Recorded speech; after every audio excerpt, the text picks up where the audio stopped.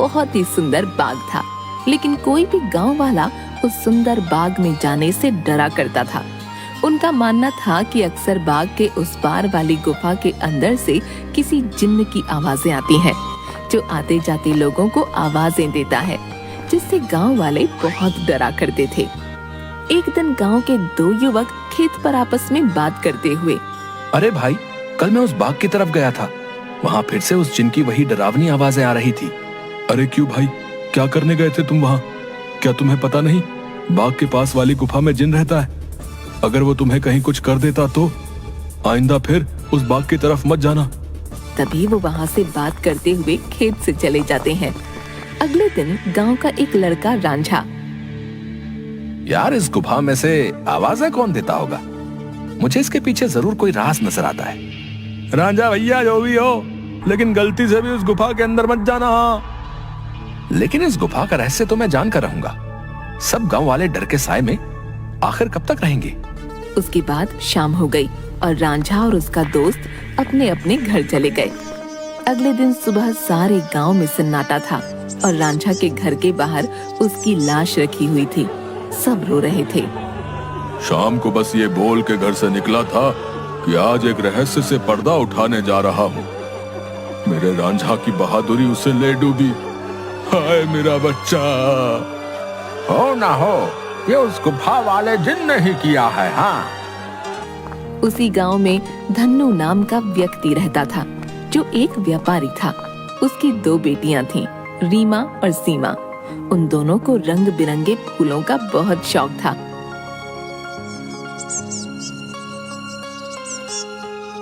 बहुत दिन हो गए हैं, चलो आज हम गांव के बाग में चलते हैं। न जाने क्यों हमें बाबूजी उस बाग में जाने से मना करते हैं। इस पूरे गांव में एक वही जगह है जहाँ कितने सुंदर सुंदर फूल होते हैं। हाँ सीमा, वो बाग सच में बहुत सुंदर है। उस बाग में बहुत सुंदर सुंदर फूल होते हैं, लेकिन बाबूजी हमें जाने नहीं देते। वो कहते हैं गांव के बाग के उस पार एक गुफा है जो बहुत ही भयानक है, हमारा जाना वहाँ सही नहीं होगा। लेकिन गांव की रांझा भाई की मौत के बाद तो गुफा और ज्यादा डरावनी लगने लगी है। अरे रीमा, ये सब झूठी बातें हैं, मुझे नहीं लगता वहाँ ऐसा कुछ है। और वैसे भी गांव वालों ने उस जिन्न को देखा नहीं, बस उसकी आवाज ही सुनी है। अगर सच में वहाँ कोई जिन्न होता तो क्या गांव वालों के सामने नहीं आता? हाँ, बोल तो सही रही हो सीमा, मुझे भी लगता है कि वहाँ कुछ नहीं है। चलो ठीक है, हम दोनों कल ही बाग में जाएंगे और हो सके तो क्या पता रांझा भाई की मौत का राज भी पता चल जाए। हाँ, कुछ नहीं है, वहाँ हम दोनों सुबह चलेंगे, तब तुम खुद ही देख लेना। लेकिन बाबूजी हमें नहीं जाने देंगे सीमा। कल बाबूजी सुबह किसी काम से शहर जाएंगे, उनके जाते ही हम दोनों बाग में जाएंगे। रीमा अपना सिर हिलाती हुई ठीक है। इसके बाद दोनों बहनें अपने कमरे में जाकर सो जाती हैं। अगली सुबह, देखो मेरी प्यारी बेटियों, मैं किसी काम से शहर जा रहा हूँ। तुम दोनों अपना ख्याल रखना और उस बाग में फूल तोड़ने मत जाना। वो जगह अच्छी नहीं है, कोई भी गांव वाला वहां नहीं जाता। पता है ना, रांझा भी वहीं जाने से मारा गया था। हम दोनों बहनें उस बाग में नहीं जाएंगी। इसके बाद धन्नू वहां से चला जाता है। उसके जाते ही दोनों बहनें उस बाग की तरफ जाने लगती हैं कि तभी एक गांव का आदमी उन्हें देख लेता है। अरे सीमा और रीमा बिटिया, तुम इस बाग की तरफ कहाँ जा रही हो? क्या तुम्हें नहीं पता कि बाग की उस तरफ एक गुफा है जो बहुत ही डरावनी है? वहां से अक्सर किसी जिन की आवाज आती है। अरे काका, हम दोनों बस बाग में ही जा रहे हैं, वहाँ से कुछ फूल लेकर बस अभी आ जाएंगे। आप चिंता मत कीजिए, हम बाग के उस तरफ वाली गुफा में नहीं जाएंगे। चलो ठीक है बेटिया, लेकिन तुम दोनों शाम होने से पहले आ जाना। अच्छा, अब मैं चलता हूँ। इसके बाद वो आदमी वहाँ से चला जाता है। थोड़ी दूर चलने पर सीमा और रीमा देखती हैं कि दो चोर आपस में बातें कर रहे होते हैं। अरे भाई, हम ये सही कर रहे हैं क्या? गांव वाले तो कहते हैं उस गुफा में एक जिन रहता है जो लोगों को आवाजें देता है। मुझे नहीं लगता है ऐसा कुछ है। वो गुफा गांव के सरपंच की है। मुझे तो लगता है उसमें बहुत सारा खजाना होगा। सब गांव वालों को डराने का बहाना है। बस चलो, चलकर आज देख ही डालते हैं। इसके बाद वो दोनों गुफा की ओर जाने लगते हैं। उन्हें गुफा की ओर जाता देख रीमा और सीमा भी उनके पीछे जाने लगती हैं कि तभी वो देखती हैं कि वो दोनों चोर गुफा के अंदर जाने ही वाले होते हैं कि वहाँ एक औरत आती है जो देखने में काफी भयानक होती है और उसके हाथ में एक टोकरी होती है जिसमें बहुत सारे रंग बिरंगे फल होते हैं। तभी वो औरत उन दो चोरों से कहती है, कहाँ जा रहे हो तुम दोनों? क्या तुम्हें पता नहीं इस गुफा में एक जिन्न रहता है? वो तुम्हें मार डालेगा। चले जाओ यहाँ से, चले जाओ। क्या कहा? जिन? अरे बाबा। कि तभी उस जिन्न की आवाज आती है, कौन है वहाँ? क्या कोई मुझे सुन पा रहा है? अंदर आओ, निकालो मुझे यहाँ से। जिन्न की ऐसी डरावनी आवाज सुनकर वो दोनों डर जाते हैं। अरे भैया भागो, इस गुफा के अंदर तो सच में कोई जिन है, भागो यहाँ से। और वो दोनों वहाँ से भाग जाते हैं। मैंने तो पहले ही कहा था, यहाँ अब दोबारा मत आना, वो तुम्हें जिंदा नहीं छोड़ेगा। ये सब रीमा और सीमा देख रही थीं कि तभी वहाँ रीमा और सीमा के सामने वो औरत आ जाती है जो देखने में काफी भयानक होती है, जिसके हाथ में बहुत सारे रंग बिरंगे फल होते हैं। कहाँ जा रही हो तुम दोनों? सीमा और रीमा डरते हुए, हम तो बस ऐसे ही बाग घूमने आए थे काकी, लेकिन आप यहाँ क्या कर रही हैं? मैं तो यहीं रहती हूँ, यही बाग मेरा घर है। तुम दोनों यहाँ से जल्दी चली जाओ, वरना वो जिन तुम्हें छोड़ेगा नहीं। जाओ यहाँ से। क्या सच में बाग के उस पार वाली गुफा में कोई जिन्न है काकी? हाँ, और वो बहुत खतरनाक है। तुम दोनों यहाँ से जल्दी चली जाओ। इसके बाद वो औरत वहाँ से चली जाती है। मुझे बहुत डर लग रहा है, अब मैं इसके आगे नहीं जाऊंगी। मुझे लगता है वो औरत सच बोल रही है, वो जिन्न हमें मार डालेगा। मैं नहीं जाऊंगी उस गुफा में। ठीक है, तो मेरा यही इंतजार करना। मैं सच जानना चाहती हूँ, क्या वाकई वो आवाज जिन्न की है या नहीं? इसलिए मैं तो गुफा के अंदर जा रही हूँ। तुम यहाँ से कहीं मत जाना, मैं जल्दी आ जाऊंगी। इसके बाद रीमा अकेले ही आगे चलती है।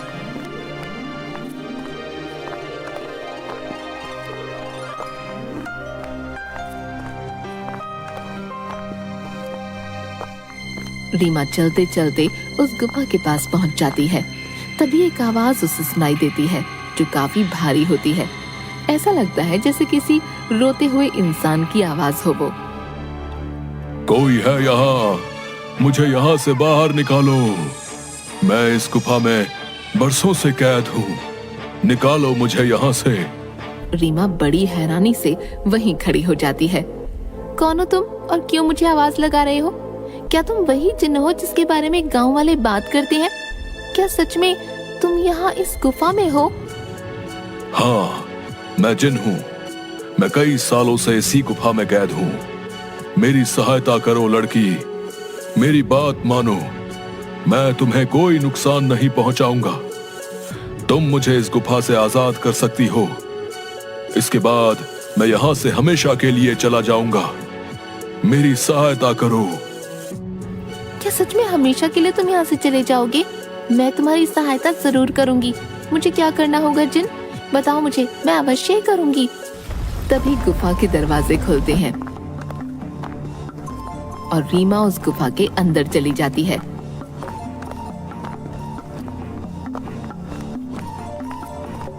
जैसे ही वो अंदर जाती है, एक बहुत बड़ी अजीब से जानवर की परछाई उसे नजर आती है जो देखने में बहुत ही डरावनी होती है।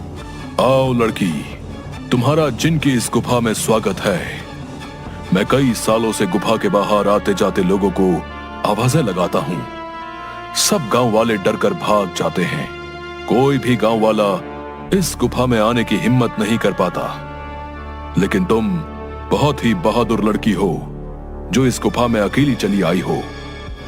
क्या तुम जिन्न हो? लेकिन तुम मुझे दिखाई क्यों नहीं दे रहे हो? क्या तुम किसी को दिखाई नहीं दे सकते हो? नहीं, मैं जिन नहीं हूँ लड़की। मैं उस जिन की परछाई हूँ। वो जिन तो इस गुफा के कैद खाने में बरसों से कैद है। वो बाहर नहीं आ सकता है। मैं उसकी परछाई हूँ। परछाई? तुम मुझे ये बताओ कि वो जिन इस गुफा में कैद क्यों है? क्या जिन्न के इस गुफा में रिहा होने का कोई मार्ग नहीं है? मार्ग है लड़की, और तुम उस मार्ग तक पहुंच सकती हो। लेकिन इसके लिए तुम्हें इस गुफा के तहखाने में जिन के पास जाना होगा। वही जिन तुम्हें उसकी मुक्ति का राज बताएगा। जिसके बाद रीमा हाथ में जलती हुई एक आग की मशाल लेकर उस गुफा की ओर जाती है। जैसे ही रीमा तहखाने के अंदर जाती है तो उसे एक आग जलती हुई दिखाई देती है। वो जैसे ही उस आग के पास जाती है, हे जिन, मैं यहाँ तुम्हारी मदद करने आई हूँ, क्या तुम मुझे सुन सकते हो? उसे उस जिन्न की आवाज आती है। आओ बहादुर लड़की, मैं तुम्हारा ही इंतजार कर रहा हूँ। मैं जानता हूँ कि तुम ही मुझे इस गुफा से मुक्ति दिला सकती हो। तुम्हारा इस गुफा में स्वागत है लड़की। तुम बहुत ही बहादुर हो जो इस गुफा में आई हो। मेरा नाम जिनाद है। मैं यहाँ कई सालों से बंद हूँ। मेरे सामने आओ जिन्नात, मैं तुम्हें देखना चाहती हूँ। कि तभी अचानक से जिन्नात उसके सामने आता है, जो बहुत ही डरावना होता है। एक बहुत ही भयानक सा दिखने वाला, जिसके सिर पर एक लंबी चोटी होती है जो काफी बड़ा होता है। रीमा के सामने वो आता है। उसे देखकर रीमा थोड़ा डर जाती है। देखो, तुम डरो मत लड़की, मैं तुम्हें कुछ नहीं करूंगा। मैं जानता हूं कि तुम मेरी मदद करने आई हो, लेकिन मेरी मदद करना इतना भी आसान नहीं है। तुम एक बार और सोच सकती हो। क्या तुम वाकई मेरी मदद करना चाहती हो? लेकिन मैं तुम्हारी मदद कैसे कर सकती हूँ, और तुम यहाँ कैद कैसे हुए? बताता हूँ। बहुत साल पहले इस गुफा में एक औरत रहती थी। वो बहुत गरीब थी। वो गुफा के बाहर वाले बाग से फल तोड़ा करती थी और उन्हें ही खाया करती थी। एक दिन उसने बाग के सारे फल तोड़ लिए और यहां इस गुफा में लेकर आ गई। उन्हीं फलों के बीच एक रहस्यमयी फल भी था, जो बहुत ही चमकदार था और जिस पर मेरी नजर थी। वो फल मेरी उम्र 100 साल और बढ़ा सकता था, लेकिन मैं उस फल को तब तक नहीं छू सकता था जब तक कोई इंसान उस फल को उसके पेड़ से तोड़ ना ले। एक दिन वो औरत चमकदार फल को उसके पेड़ से तोड़कर इस गुफा में ले आई। जब मैंने देखा तो मैं उसके पीछे इसी गुफा में आ गया और मैंने उससे कहा कि हे औरत, तुम जो बाग से सबसे सुंदर और चमकदार फल तोड़कर लाई हो, वो मुझे दे दो। इसके बदले में तुम जो भी 2 इच्छाएं मांगोगी वो पूरी होंगी। ठीक है, मैं तुम्हें वो फल दे देती हूँ, लेकिन मेरी 2 इच्छा है। पहली ये कि तुम मुझे वरदान दो, आज से ये बाग मेरा होगा, और दूसरी ये कि तुम इस गुफा में ही कैद रहोगे, ताकि इस बाग में कोई भी तुम्हारे डर से ना आ सके, और हमेशा के लिए मैं ही इस बाग में राज करूं। वो औरत मुझे फल तो दे देती है। उस फल से मेरी उम्र तो 100 साल बढ़ गई, लेकिन उस औरत को दिए गए वरदान की वजह से मैं यहीं कैद हो गया। तब से ही मैं इस तहखाने में कैद हूँ। क्या अब से पहले किसी ने आपको यहाँ से बाहर निकालने की कोशिश नहीं की? इससे पहले गांव के एक लड़के ने मुझे बचाने की हिम्मत दिखाई थी, लेकिन जैसे ही वो लड़का उस चमत्कारी फल को लेकर गुफा में आ रहा था, तभी उस बूढ़ी औरत ने उसको मौत के घाट उतार दिया और सारे गांव में बात फैल गई कि मैंने उसको मारा है। हाँ, वो लड़का हमारे गांव का रांझा भैया थे। उसको उस बूढ़ी औरत ने मारा। मैं आपको यहाँ से आजाद जरूर करवाऊंगी, लेकिन मुझे तुम्हें यहाँ से आजाद कराने के लिए करना क्या होगा? तुम्हें यहाँ से उस बाग में जाना होगा। वहां तुम्हें उस बाग में रहने वाली उसी औरत की झोपड़ी दिखेगी, जिसके कारण मैं इस गुफा में कैद हूँ। तुम्हें उसकी झोपड़ी में जाना होगा। वहां से तुम्हें सबसे सुंदर और चमकदार फल लाना होगा। मेरी मुक्ति का राज उस फल में ही कैद है। ध्यान रखना बहादुर लड़की, उस औरत की झोपड़ी में कोई नहीं जा सकता है। जब वो सो रही होगी तुम्हें तब ही जाना होगा और उसकी फलों की टोकरी में से सबसे चमकता फल लेकर आना होगा। उसी फल में तुम्हें मेरी मुक्ति का राज मिलेगा। लेकिन तुम्हें यह काम बड़ी होशियारी से करना होगा। अगर उस औरत को पता चल गया तो वो तुम्हें जिंदा नहीं छोड़ेगी। ठीक है जिन, मैं तुम्हारे लिए वो चमकदार फल जरूर लेकर आऊंगी। मैं तुम्हारा इंतजार करूंगा, बहादुर लड़की। इसके बाद रीमा वहाँ से बाग में जाती है और उस औरत की झोपड़ी की ओर बढ़ने लगती है। रीमा देखती है कि उस औरत की झोपड़ी में कोई नहीं है। वो इधर उधर देखती है और उस झोपड़ी के अंदर चली जाती है। रीमा अंदर जाकर देखती है कि बहुत सारे फल उस औरत की झोपड़ी में रखे हैं। अरे ये तो कितने सारे फल हैं, लेकिन इन सब में कोई भी फल बहुत ज्यादा नहीं चमक रहा। तभी अचानक रीमा देखती है कि वही औरत अपनी झोपड़ी की तरफ आ रही है। ये देखते ही रीमा दरवाजे के पीछे छुप जाती है। वो औरत अपनी झोपड़ी में आती है और उसके हाथ में एक टोकरी होती है जिसमें बहुत सारे फल रखे होते हैं। वो अपनी टोकरी एक टेबल पर रख देती है और पास ही पड़ी चारपाई पर सो जाती है। ये देख थोड़ी देर बाद रीमा बाहर आती है और उन फलों की टोकरी में से सबसे चमकता फल देखती है। लगता है यही वो चमकदार फल है जिसके बारे में वो जिन बात कर रहा था। रुको लड़की, तुम मेरा ये जादुई फल लेकर कहाँ जा रही हो? मुझे मेरा फल वापस करो, वरना मैं तुम्हें यहाँ से नहीं जाने दूंगी। रीमा ये सुनकर डर जाती है। मुझे ये फल ले जाने दो काकी, मैं इस फल को उस जिन्न को देकर उसे उस गुफा से आजाद कराना चाहती हूँ, ताकि सारे गांव वाले बिना डरे यहाँ सकें। मुझे इस फल को लेकर जाने दो काकी। क्या कहा लड़की? तुम मेरी कई सालों की मेहनत पर पानी फेर देना चाहती हो? उस जिन्न के रिहा होते ही ये सब गांव वाले मुझे इस बाग से निकाल देंगे। नहीं नहीं, मैं ऐसा नहीं होने दूंगी। मुझे ये चमकदार फल वापस करो। ये सुनकर रीमा वहाँ से उस फल को लेकर भागने लगती है और वो औरत भी उसके पीछे ही भागने लगती है।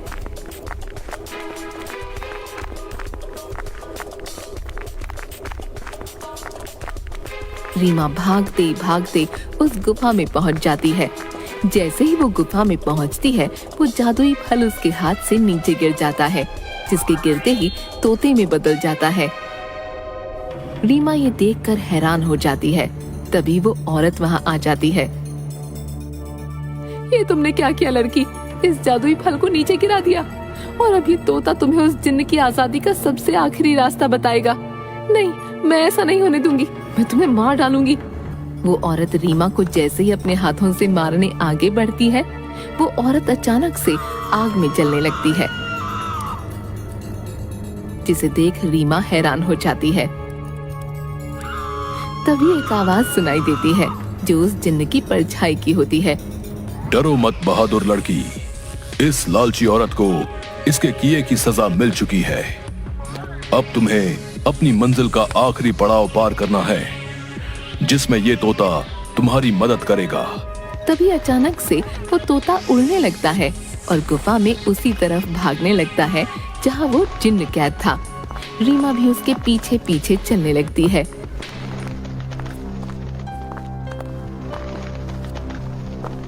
वो तोता एक छोटी सी खिड़की के पास जा बैठता है जो काफी चमक रही थी। तभी तोते की आवाज आती है।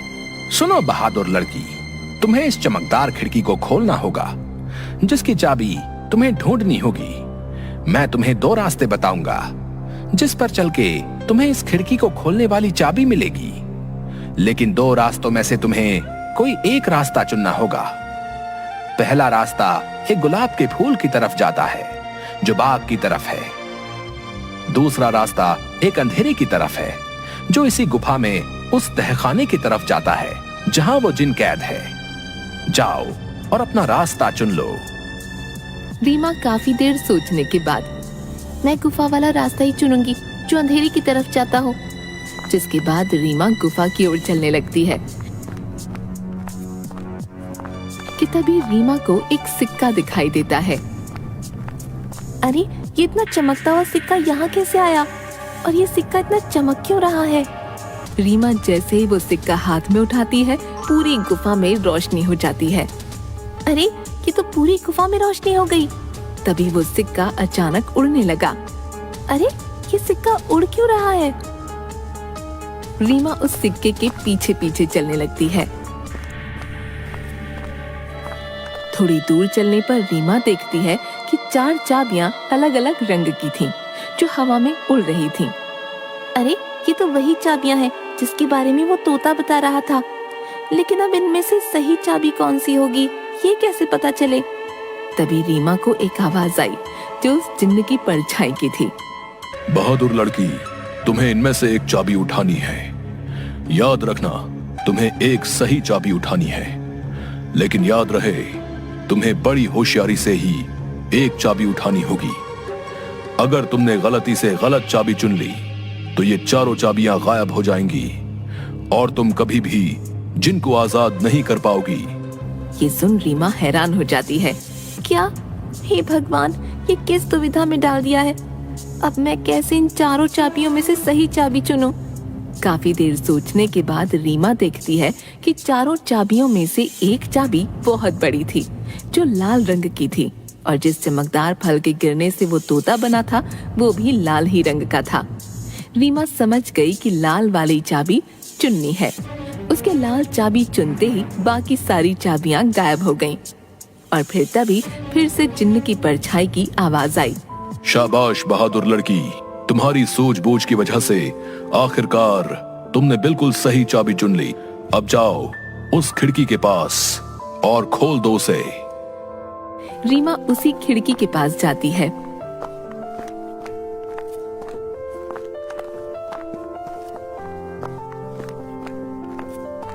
और देखती है कि अभी भी वो तोता उस खिड़की के पास ही बैठा था।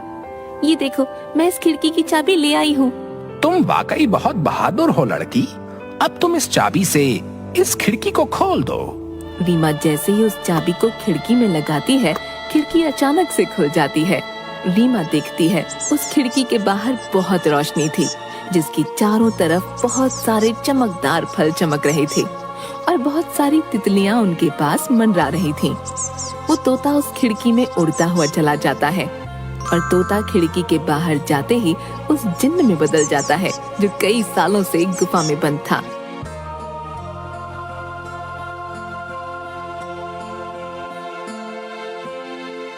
तुम्हारा बहुत बहुत धन्यवाद लड़की, तुमने मुझे इस गुफा से आजाद कर दिया। तुम एक निडर और साहसी लड़की हो। तुम जो भी मांगोगी मैं वो तुम्हें दूंगा। बोलो, क्या इच्छा है तुम्हारी? क्या सच में अब तुम आजाद हो गए हो? अब तुम इस गुफा में नहीं हो। अब सब गांव वाले यहाँ आ सकेंगे। मैं और मेरी बहन भी अब बाग में आ सकेंगे कभी भी। हाँ बहादुर लड़की, अब किसी को भी डरने की कोई जरूरत नहीं है। अब मैं इस गुफा से बाहर आ गया हूँ अपनी दुनिया में। अब मैं किसी को आवाजें नहीं दूंगा। तुम जब चाहो यहाँ आ सकती हो। तुम्हारी ही वजह से मैं आजाद हो पाया हूँ। तुम मुझसे जो भी मांगोगी मैं तुम्हें वही दूंगा। बोलो, क्या इच्छा है तुम्हारी? जिन, मैं कुछ नहीं मांगना चाहती हूँ, लेकिन अगर तुम सच में मेरी इच्छा पूरी करना चाहते हो तो गुफा के सामने वाले बाग से मुझे बहुत प्यार है। इसमें रंग बिरंगे फूल मुझे बहुत पसंद है। मैं चाहती हूँ कि ये बाग हमेशा ऐसे ही खिलखिलाता रहे, इसके फूल कभी न मुरझाएं।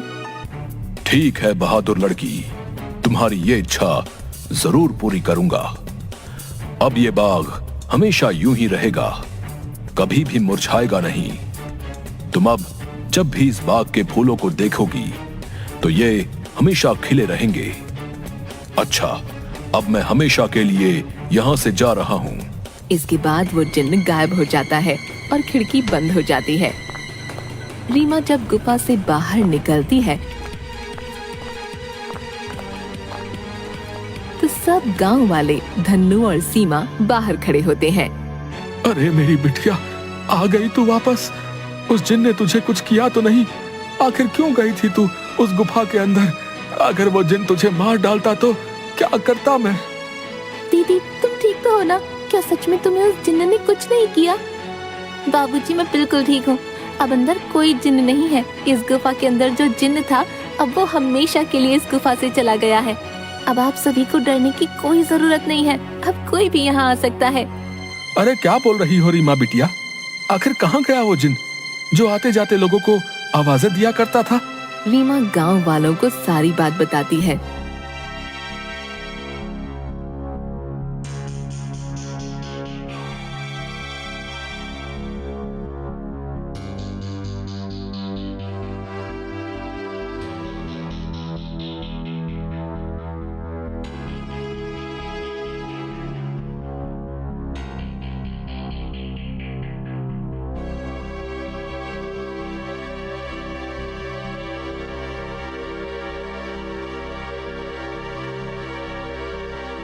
थोड़ी देर बाद गांव वाले बहुत खुश होते हैं और रीमा से बोलते हैं, अरे रीमा बिटिया, तुम तो सचमुच में बहुत बहादुर हो।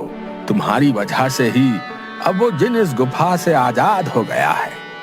अब हम गांव वालों को डरने की कोई जरूरत नहीं है और रांझा की मौत का रहस्य भी सब गांव वालों को पता चल गया। इसके बाद गांव वाले बिना डरे हंसी खुशी गांव में रहने लगते हैं। चमकौली नाम के एक छोटे से गांव में एक बहुत ही सुंदर बाग था, लेकिन कोई भी गांव वाला उस सुंदर बाग में जाने से डरा करता था। उनका मानना था कि अक्सर बाग के उस पार वाली गुफा के अंदर से किसी जिन्न की आवाजें आती हैं, जो आते जाते लोगों को आवाजें देता है, जिससे गांव वाले बहुत डरा करते थे। एक दिन गांव के दो युवक खेत पर आपस में बात करते हुए, अरे भाई, कल मैं उस बाग की तरफ गया था, वहाँ फिर से उस जिन की वही डरावनी आवाजें आ रही थी। अरे क्यों भाई, क्या करने गए थे तुम वहाँ? क्या तुम्हें पता नहीं बाग के पास वाली गुफा में जिन रहता है? अगर वो तुम्हें कहीं कुछ कर देता तो आइंदा फिर उस बाग की तरफ मत जाना। तभी वो वहाँ से बात करते हुए खेत से चले जाते हैं। अगले दिन गांव का एक लड़का रांझा, यार, इस गुफा में से आवाजें कौन देता होगा? मुझे इसके पीछे जरूर कोई राज नजर आता है। रांझा भैया, जो भी हो, लेकिन गलती से भी उस गुफा के अंदर मत जाना। लेकिन इस गुफा का रहस्य तो मैं जान कर रहूंगा। सब गांव वाले डर के साए में आखिर कब तक रहेंगे? उसके बाद शाम हो गई और रांझा और उसका दोस्त अपने अपने घर चले गए। अगले दिन सुबह सारे गांव में सन्नाटा था।